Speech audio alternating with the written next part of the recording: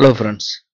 டிஎன்பிசியில இருந்து முக்கியமான ஒரு செய்தி வெளியீடு தான் இன்னைக்கு சொல்லியிருக்காங்க. என்ன அப்படின்னா, ரிசல்ட் வெளியிட்டிருக்காங்க. அது எந்தெந்த தேர்வுக்கு வந்து ரிசல்ட் வெளியிட்டிருக்காங்க அப்படின்னா, ஒருங்கிணைந்த குடிமைப் பணிகளில் அடங்கிய பதவிகளுக்கான தொகுதி 2, 2A பணிகள். அதாவது குரூப் 2, 2A.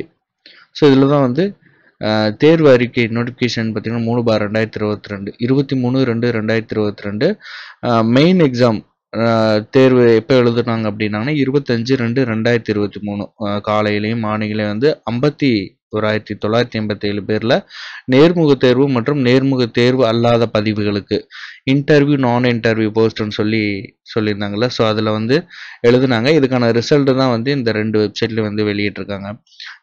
அதாவது நேர்முக தேர்வு பதவிகள் என்ன அப்படின்னு பார்த்தோம்னா, நேர்முக தேர்வு பதவிகளுக்கான கணினி வழி சான்றிதழ், அதாவது கம்ப்யூட்டர் டாக்குமெண்ட் சரிபார்ப்புக்கான தற்காலிகமாக அனுமதிக்கப்பட்ட 483 தேர்வர்களின் பதிவெண் உள்ளடங்கிய பட்டியல் தேர்வாணைய வலைதளத்தில் வெளியிடப்பட்டுள்ளது. இப்பட்டியலில் உள்ள தேர்வர்கள் மேற்குறிப்பிட்ட தேர்வாணைய அறிவிக்கையில் உள்ள தகுதிகளை பெற்றிருக்கும் பட்சத்தில் நேர்முக தேர்வு அல்லாத பதவிகளும் தகுதியுடையவர்கள் ஆவர். மேலும் நேர்முக தேர்வு பதவிகளை அப்பதவிகளுக்கான கலந்தாய்வில் தேர்ந்தெடுக்கும் தேர்வர்கள் நேர்முக தேர்வு அல்லாத பதவிகளுக்கான தெரிவிற்கு கருதப்பட மாட்டார்கள் அப்படிங்கிறதான் சொல்றாங்க.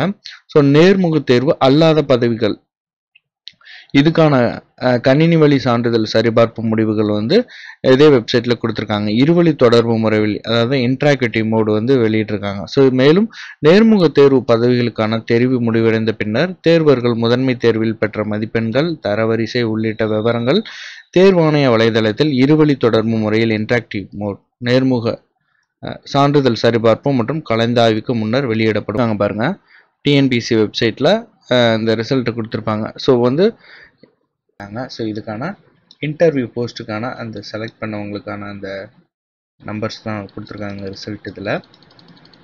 ஸோ உங்களோட நம்பர் இதில் இருக்காங்கிறத நீங்கள் இதில் செக் பண்ணி பார்த்து தெரிஞ்சுங்க. அதே போல் வந்து போஸ்ட் ஆஃப் ஸ்பெஷல் அசிஸ்டண்ட், அதுக்கு வந்து ஒரே ஒரு நம்பர் மட்டும் கொடுத்துருக்காங்க. அதாவது யார் வந்து இந்த கொடுத்துருக்க லிஸ்ட்டில் 8/11/2022 ஷார்ட் லிஸ்ட் பண்ணியிருக்காங்களோ அவங்க தான் வந்து கன்சிடர் பண்ணுவாங்க அந்த கொடுத்துருக்கிற போஸ்ட்டுக்கு. ஆஃப்டர் ஆன்ஸ்க்ரீன் சர்டிஃபிகேட் வெரிஃபிகேஷன் வந்து ரேஷியோ பார்த்திங்கன்னா 1:2 அல்லது 1:3 இந்த டைப்பில் தான் இருக்கும். ஓரல் டெஸ்ட்டுக்கு வந்து வரும் அப்படிங்கிறதான் சொல்கிறாங்க. எலிஜிபிள் கேண்டிடேட் வந்து ஓரல் டெஸ்ட்டுக்கு வந்து அனுமதிக்கப்படுவாங்க அப்படிங்கிறத சொல்கிறாங்க. ஸோ இதுக்கப்புறம் என்னென்ன செக் பண்ணுவாங்கன்னா, உங்களுடைய ஆன்லைன் அப்ளிகேஷனில் கொடுத்துருக்கிற டீட்டெயில்ஸ் எல்லாம் சரியாக இருக்காங்கிற மாதிரி செக் பண்ணுவாங்க. உங்களுடைய ஏஜ், எஜுகேஷனல் குவாலிஃபிகேஷனு.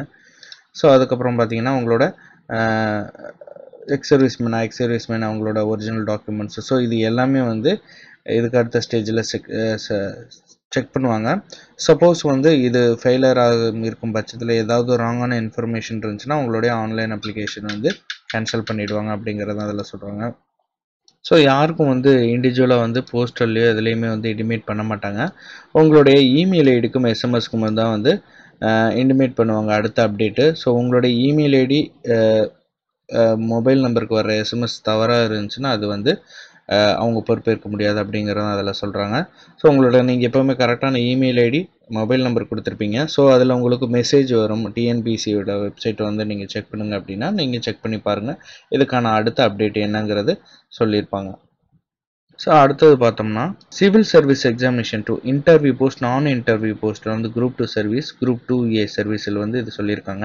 ஸோ அதே போல் வந்து டிஎன்பிசி மூலிமா வந்து ட்விட்டர் எக்ஸ் கணக்கு வந்து இப்போ தொடங்கியிருக்காங்க. ஸோ இது சம்மந்தமான எல்லா செய்தியும் வந்து அதுலேயும் அப்டேட் பண்ணுவாங்க அப்படிங்கிறத சொல்கிறாங்க. ஸோ அதையும் நீங்கள் ஃபாலோ பண்ணிக்கோங்க. ஸோ அதுக்கப்புறம் பார்த்தோம் அப்படின்னா, தமிழ்நாடு வேலைவாய்ப்பு மற்றும் பயிற்சி சார்நிலை பணிகளில் அடங்கிய விடுதி கண்காணிப்பாளர் மற்றும் உடற்பயிற்சி அலுவலர் பதவிக்கான ஹால் டிக்கெட் வந்து இப்போ வெளியிட்டிருக்காங்க. இது எப்போ நடக்குது அப்படின்னா 21/1/2024 அதாவது மார்னிங் ஆஃப்டர்நூன்லேயும் வந்து இந்த தமிழ்நாடு வேலைவாய்ப்பு மற்றும் பயிற்சி சார்நிலை பணியில் அடங்கிய விடுதி கண்காணிப்பாளர், அதுக்கப்புறம் வந்து உடற்பயிற்சி அலுவலர் இதுக்கான அந்த எக்ஸாம் நடக்குது. இதுக்கான ஹால் டிக்கெட் வந்து இந்த 2 வெப்சைட்லேயும் நீங்கள் டவுன்லோட் பண்ணிக்கலாம் அப்படிங்கிறதான் சொல்கிறாங்க.